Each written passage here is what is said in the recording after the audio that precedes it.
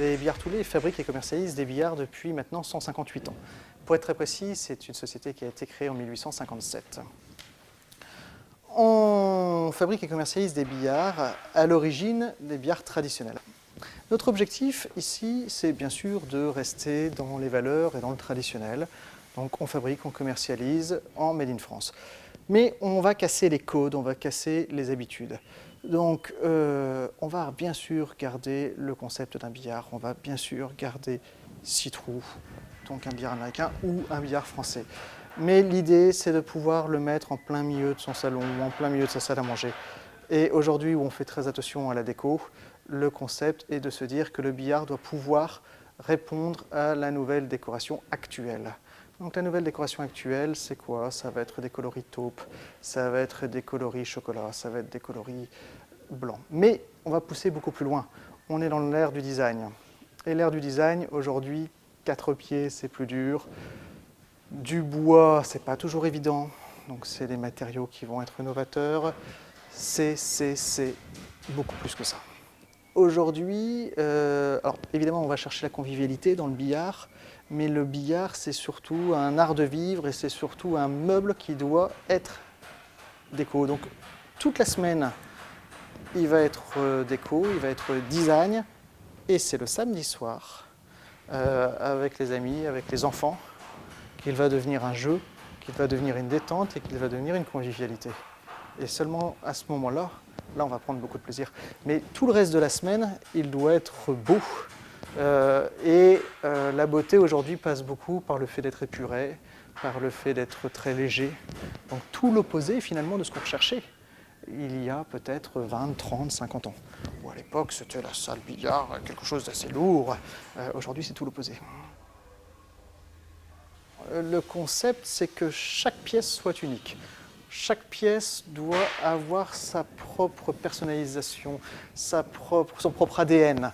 La personne qui l'achète doit avoir son billard, doit l'avoir créé elle-même,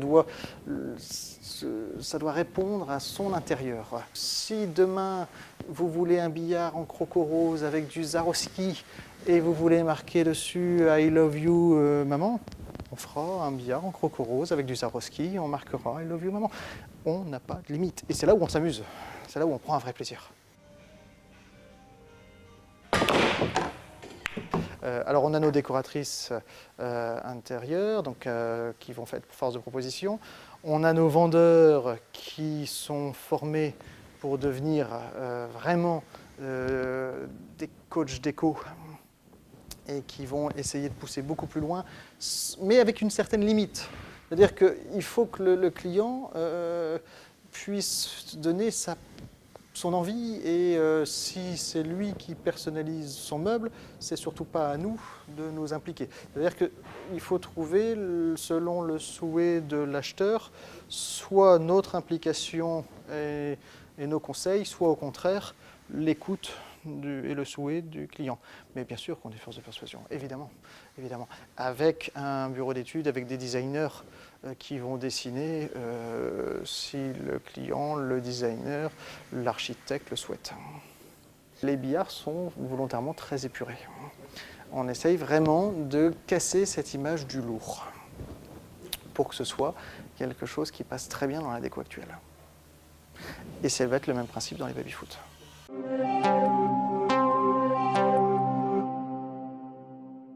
On a gagné une fois sur le billard, on se dit qu'on va rejouer et on va faire la même chose sur le baby-foot. Sur le billard, on a fait le pari de penser que la modernité, le fait de rhabiller la mariée, ça marcherait et ça a marché de manière extraordinaire. On fait strictement la même chose sur le baby-foot. Le baby-foot, soit on est dans du baby vintage et c'est superbe, on est tout à fait en phase. Par contre, un baby classique, qui va avoir une forme très traditionnelle, qui va être jaune, avec des pieds rouges, en plein milieu de son salon quand on aime la déco, c'est pas toujours évident. Donc le pari, c'est de se dire pourquoi demain nous ne pourrions pas avoir un baby-foot déco. Pourquoi demain on ne pourrait pas avoir un baby-foot design. Pourquoi demain je ne pourrais pas faire mon propre baby avec mes propres coloris, avec mes propres joueurs et avec mes propres idées. Voilà le concept de la nouvelle société Babyfoot. Et là, la nouvelle société Babyfoot, nous l'avons faite, c'est une filiale des billards Toulet, nous l'avons faite avec un joueur de foot qui pense foot et donc qui nous aide à, outre la déco, qui nous aide à avoir des idées novateurs dans le concept de nos babies. Alors, mon associé, donc, qui est joueur de foot, en l'occurrence, c'est Mathieu Debuchy. Mathieu, à chaque fois, me dit « c'est très bien, sauf que moi, quand je joue au foot, ce qui m'excite, entre guillemets, c'est d'entendre les supporters qui crient, qui nous font là haut là, ça nous donne du punch. Pourquoi, quand je joue au baby-foot, on n'a pas le droit à ce punch-là ?» Et bien, le concept est très malin. Donc, c'est intégré maintenant sur les babys. Quand la balle passe, automatiquement, nous avons là haut là des supporters qui félicitent et toutes les images des LED qui se mettent en route. Et du coup, forcément, quand vous jouez, ça donne beaucoup plus de punch dans le jeu.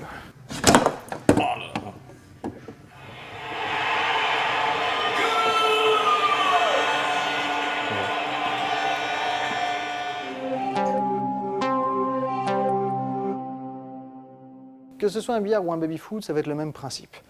Là, on est vraiment dans du 100% artisanal, dans du 100% made in France. Et au jour d'aujourd'hui, on fabrique à l'ancienne. Alors, c'est pas tout à fait vrai, parce qu'on a quand même des machines industrielles, mais pour autant, ça reste une fabrication à l'ancienne. Alors, le principe, on pourrait comparer ça à un piano. Le but du jeu, c'est d'avoir un meuble qui ne bouge pas dans le temps. Et il n'y a qu'une seule solution pour qu'il ne bouge pas dans le temps, c'est d'avoir une structure métallique. Donc, on va d'abord débiter nos ferrailles, on va les souder et on va fabriquer une ossature, donc un châssis métallique. Ce châssis métallique va être rectifié, donc il va être rodé pour avoir quelque chose de très plat. Ce n'est pas du marbre, c'est de l'ardoise. Alors pourquoi de l'ardoise? Parce que l'ardoise est une matière qu'on peut facilement rectifier, donc facilement roder pour avoir une parfaite planéité. Et toute la réussite d'un billard, c'est la planéité. Il faut qu'on ait un roulement irréprochable. Plus le billard va être grand, plus l'ardoise va être épaisse. Le but du jeu quand on joue au billard, c'est de repositionner ses billes. Pour repositionner ses billes, ça va passer par les effets. Et donc les effets vont être rendus par l'épaisseur de l'ardoise. Donc on va travailler sur des ardoises qui doivent être parfaitement rectifiées. Et selon la taille des ardoises, on va les couper. Parce que si c'est un petit billard, on peut avoir un seul bloc d'ardoise. Si c'est un grand billard, on va couper les dalles. Une fois qu'on a rectifié nos ardoises, après, on va habiller le billard pour cacher le châssis, cacher l'ardoise. Et donc là, on a plusieurs process. Soit on va travailler sur ce qu'on a ici derrière, sur du métal. Donc on va venir souder et travailler le galbe pour habiller donc, le billard avec du métal. Et après, ça va être de la carrosserie automobile, donc on va peindre ce métal. Soit on va travailler sur du bois, soit on va travailler sur du bois qui va être rhabillé en inox, soit on va travailler sur du bois qui va être rhabillé en cuir, soit ce bois, il est peint. Après, c'est vraiment de l'habillage. Et ce bois, en fait, comment il est fait, comment il fonctionne, c'est ni plus ni moins des menuisiers et des ébénistes, et ça va passer par des machines numériques, puis par des machines artisanales, de façon à passer par les différents postes pour pouvoir les travailler et les confectionner, tout simplement.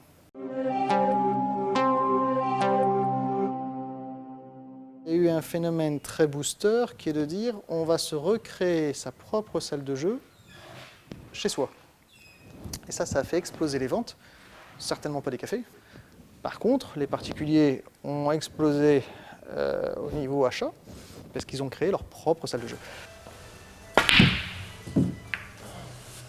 Les 35 heures ont créé un phénomène booster dans le développement des ventes aussi, parce que ça crée du temps.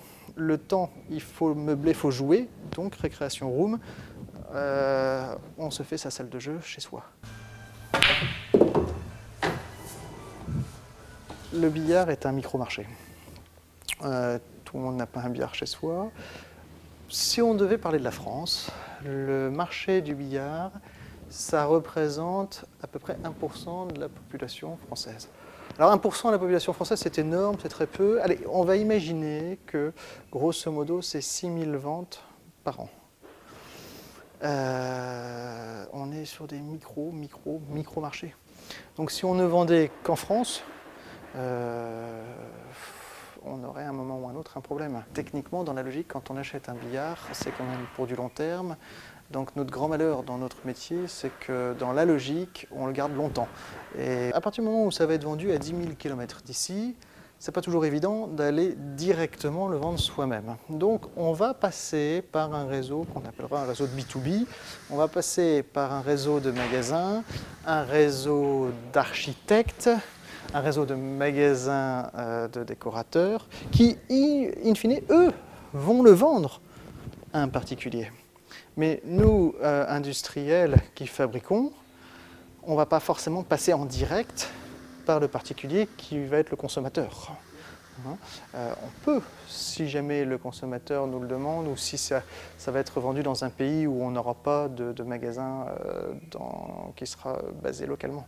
Mais sinon, en effet, on essaye de passer à chaque fois par quelqu'un qui est local et fixé sur cette destination.